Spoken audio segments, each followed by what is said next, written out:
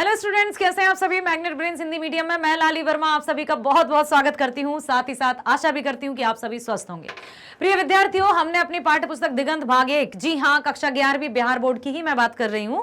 पाठ्य पुस्तिका दिगंत भाग 1 का चौथा चैप्टर शुरू कर दिया है। व्याख्या हमने कर ली है, प्रश्न उत्तर हमने कर लिए हैं और आज इस वीडियो में लेकर आई हूं बेजोड़ गायिका लता मंगेशकर जी के इस पाठ से संबंधित मल्टीपल चॉइस क्वेश्चंस, जो कि हर एक परीक्षा में बहुत ही महत्वपूर्ण भूमिका निभाते हैं।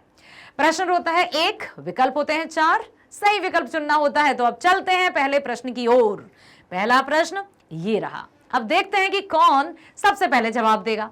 जैसा कि मैंने पहले भी बताया है कि आपको कमेंट सेक्शन में उत्तर लिखना है, सही, बिल्कुल सही विकल्प चुनकर मुझसे पहले बता देना है कि पहले का विकल्प ABCD कौन सा है सही। प्रश्न है, खालिस्तान की अजब गायकी का दूसरा स्वरूप लिए उन्हीं की बेटी को कोमल आवाज में सुनने का अनुभव हुआ। खालिस्तान की अजब गायकी का दूसरा स्वरूप लिए उन्हीं की बेटी को कोमल आवाज में सुनने का अनुभव हुआ। किसकी बात की थी हमने? ये बात किसकी हो रही है? बेटी मतलब लता जी। तो लता जी के पिताजी। अब देखते हैं। पहला दिया है हृदयनाथ मंगेशकर, दूसरा दीनानाथ मंगेशकर, तीसरा कुमार गंधर्व और चौथा लता मंगेशकर। अजब गायकी का दूसरा स्वरूप लिए उन्हीं की बेटी को, तो पिताजी का नाम क्या था? दीनानाथ मंगेशकर। Very good. जिसने भी पहले प्रश्न का बी उत्तर चयन किया है वो बिल्कुल सही है। अगला, विलायत खां किस वाद्य यंत्र के वादन के क्षेत्र में अपने पिता की तुलना में बहुत आगे निकल गए? विलायत खां किस वाद्य यंत्र के वादन के क्षेत्र में अपने पिता की तुलना में बहुत आगे निकल गए? पहला, बांसुरी वादन, दूसरा तबला वादन, तीसरा ढोलक वादन और चौथा सितार वादन। तो बांसुरी, तबला, ढोलक या सितार। विलायत खां, नाम सुना है आपने, किस वाद्य यंत्र के वादन के क्षेत्र में अपने पिता की तुलना में और भी आगे निकल गए?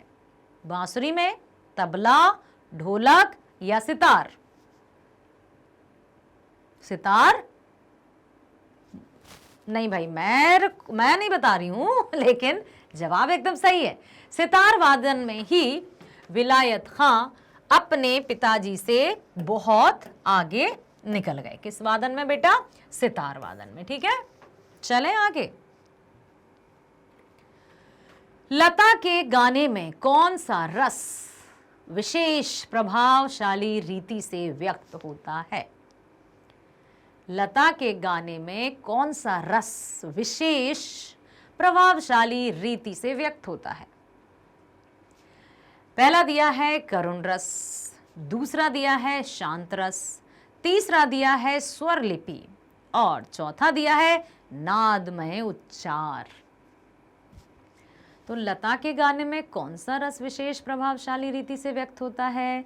लता जी के गाने की जहां बात की गई है तो हमने देखा था कि लता जी के गानों में करुण रस की प्रधानता होती है। करुण रस, तो सही जवाब होगा करुण रस। अगला है, लेखक के अनुसार मुग्ध श्रृंगार की अभिव्यक्ति हेतु लता जी ने किस प्रकार के गाने बड़ी उत्कंठता से गाए हैं? किसमें? लेखक के अनुसार मुग्ध श्रृंगार की अभिव्यक्ति हेतु लता जी ने किस प्रकार के गाने बड़ी उत्कंठता से गाए हैं? पहला, मध्य लय के गाने,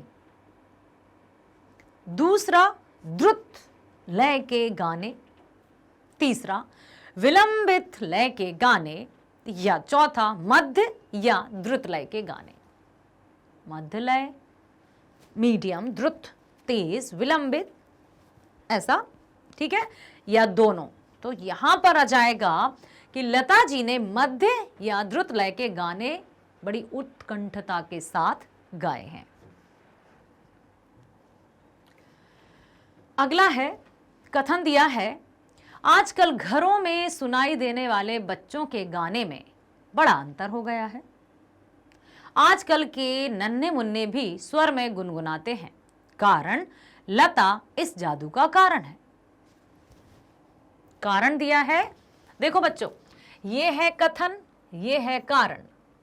तो कथन और कारण को हमें देखना है कि कथन सही है या कारण सही है, कथन गलत है या कारण गलत है, कथन गलत है या कारण सही है। तो पहले हम कथन एक बार देख लेते हैं कि आजकल घरों में सुनाई देने वाले बच्चों के गाने में बड़ा अंतर हो गया है। आजकल के नन्हे मुन्ने स्वर में, आजकल के नन्हे मुन्ने भी स्वर में गुनगुनाते हैं। ये तो रहा कथन। इसका कारण दिया है, लता इस जादू का कारण है। तो कथन गलत और कारण सही नहीं, कथन तो बिल्कुल सही है। तो ये वाला तो गलत, कथन व कारण दोनों गलत नहीं, ये तो सही है, मतलब ये भी गलत। कथन सही व कारण गलत, तो कथन तो सही है लेकिन कारण भी सही है, तो ये भी गलत। कथन व कारण दोनों सही, बिल्कुल, क्योंकि ये हमने पाठ में भी पढ़ा है। कुमार गंधर्व जी ने स्पष्ट रूप से कहा है कि आजकल घरों में सुनाई देने वाले बच्चों के गाने में बड़ा अंतर हो गया है। आजकल के नन्हे मुन्ने भी स्वर में गुनगुनाते हैं। इसका श्रेय उन्होंने लता जी के गाने को ही दिया है। तो यहां भी यही लिखा है। इसका मतलब कि कथन और कारण दोनों सही हैं। देखते हैं उत्तर। बिल्कुल, बड़े ध्यान पूर्वक हमें कथन और कारण को सुनना होता है बच्चों। लता के गाने की निम्न में से कौन सी विशेषता नहीं है? बहुत ध्यान से प्रश्न पढ़ा करो, क्योंकि जब कभी हम क्या होता है जल्दबाजी में हमें क्या लगेगा, लता के गाने की निम्न में से कौन सी विशेषता है, हम सोचेंगे लिखा है विशेषता है, लेकिन पूछा जा रहा है कि कौन सी विशेषता नहीं है। ठीक है, पहला दिया है गानपन। क्या उनकी विशेषता गानपन नहीं है? लेकिन उनकी तो है। शास्त्रीय संगीत की जटिलता, नाद में उच्चार, स्वरों की निर्मलता, तो ये भी उनके गाने में है, ये भी है, ये भी है, ये नहीं है, मतलब कि ओहो, यही सही जवाब होना चाहिए। शास्त्रीय संगीत की जटिलता लता जी के गानों की विशेषता नहीं है। ठीक है, अगला है, गीत के किन्हीं दो शब्दों का अंतर स्वरों के आलाप द्वारा बड़ी सुंदर रीति से भरना और दो शब्दों के विलीन होते होते एक दूसरे से मिल जाने को क्या कहते हैं? क्या दिया है?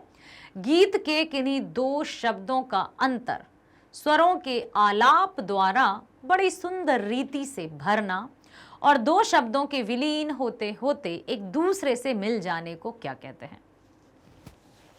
जैसे गीत के कोई दो शब्दों का अंतर स्वरों के आलाप द्वारा बड़ी सुंदर रीति से भरना, दो शब्दों के विलीन होते होते एक दूसरे से मिल जाने को क्या कहते हैं संगीत की भाषा में?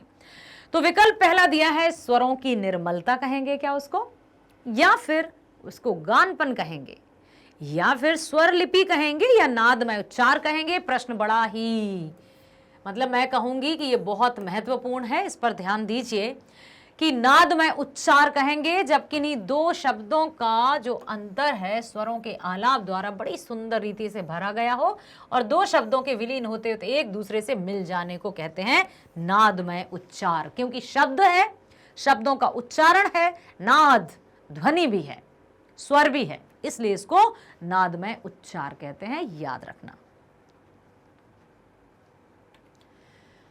अगला, चित्रपट संगीत के कारण सुंदर स्वर मालिकाएं लोगों के कानों पर पड़ रही हैं। मालिकाएं, रेखांकित शब्द का क्या अर्थ है? स्वर मालिकाएं, मलिकाएं नहीं। चित्रपट संगीत के कारण सुंदर स्वर मालिकाएं लोगों के कानों पर पड़ रही हैं। रेखांकित शब्द का क्या अर्थ है? स्वर मालिकाएं का क्या अर्थ है? पहला, गीतों का क्रमबद्ध समूह। जैसे कोई गीत है और पूरी तरह से एक दूसरे से कनेक्टेड है, क्रमबद्धता, ठीक है, एक दूसरे में है।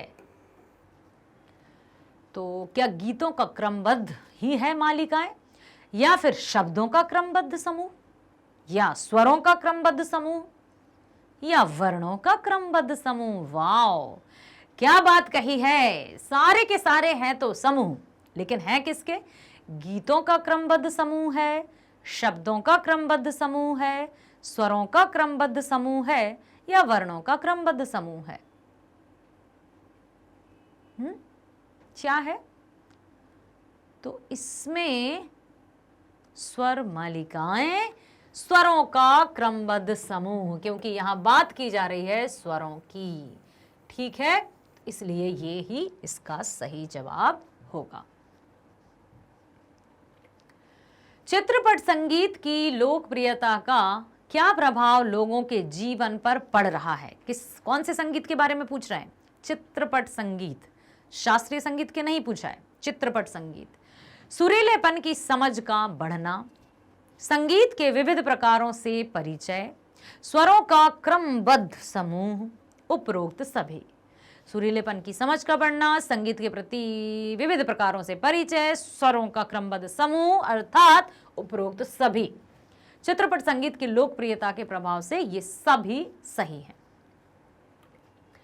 सामान्य श्रोता को अगर खालिस्तान की ध्वनि मुद्रिका आवाज और खालिस्तान गायक की ध्वनि मुद्रिका सुनाई जाए तो वह लता की ध्वनि मुद्रिका ही पसंद करेगा। देखो, बहुत अच्छा प्रश्न है कि यदि सामान्य श्रोता सुन रहे हैं वो अगर आज वर्तमान में इनकी ध्वनि मुद्रिका आवाज और गायक की ध्वनि मुद्रिका सुनाई जाए तो वह लता की ध्वनि मुद्रिका। लोक गायक लता, शास्त्रीय गायक लता, लता शास्त्रीय गायक लता, चित्रपट। तो लोक गायक लता भी नहीं होना चाहिए क्योंकि यहां पूछा है, यहां दिया है गायक। तो सामान्य श्रोता को अगर आज लता की ध्वनि मुद्रिका सुनाई जाए और शास्त्रीय गायक की ध्वनि मुद्रिका सुनाई जाए तो वह लता की यही होना चाहिए, ऐसा हमें लगता है और हमें बिल्कुल सही लगता है। अगले प्रश्न की ओर हम बढ़ते हैं, देखते हैं अगला प्रश्न क्या कहता है। लता की गायकी में किस प्रकार का गानपन मौजूद है? गानपन समझ गए ना, जिसमें स्वर पूरी तरह से तल्लीनता, निर्मलता, संगीत की समझ पूरी तरह से, उसमें रियाज, अभ्यास दिया है। पहला, मस्त कर देने वाला गानपन। लता की गायकी में किस प्रकार का गानपन मौजूद है? तो पहला विकल्प दिया है मस्त कर देने वाला गानपन। दूसरा, मिठास से भरा गानपन। तीसरा, स्वाभाविक अनुभव होने वाला गानपन। तीसरा, उपरोक्त सभी विशेषताओं से युक्त गानपन। लता की गायकी में किस प्रकार का गानपन है? मस्त कर देने वाला, मिठास से भरा, स्वाभाविक अनुभव वाला। तो यहां आ जाएगा उपरोक्त सभी विशेषताओं से युक्त। जब कभी मस्ती का जरा सा झूम लूं मैं, किसका गाना? उन्हीं का है ना, तो वहां मस्ती भरा जाएगा। जरा सा झूम लूं मैं, अरे ना रे बाबा ना, ऐसा कुछ एक गीत है तो उसमें मस्ती भरा है, लेकिन मुझे लता जी का ही है ना, तो उसमें मस्त कर देने वाला गानपन भी है, मिठास से भरा गानपन भी है, स्वाभाविक बिल्कुल ये भी है। तो हम कह सकते हैं कि लता जी के में सभी प्रकार का गानपन मौजूद है गीतों में।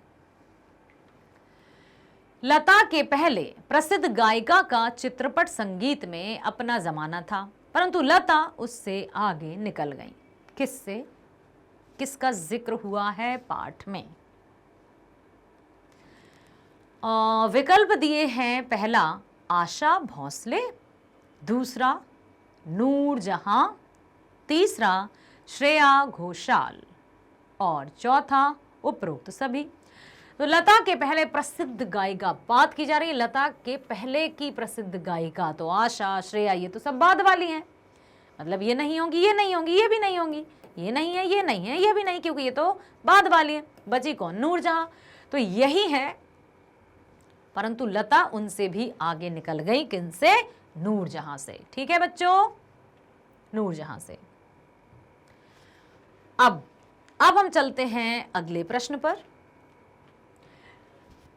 ध्यान से देखो, लता के कारण खालिस्तान संगीत को विलक्षण लोकप्रियता प्राप्त हुई है।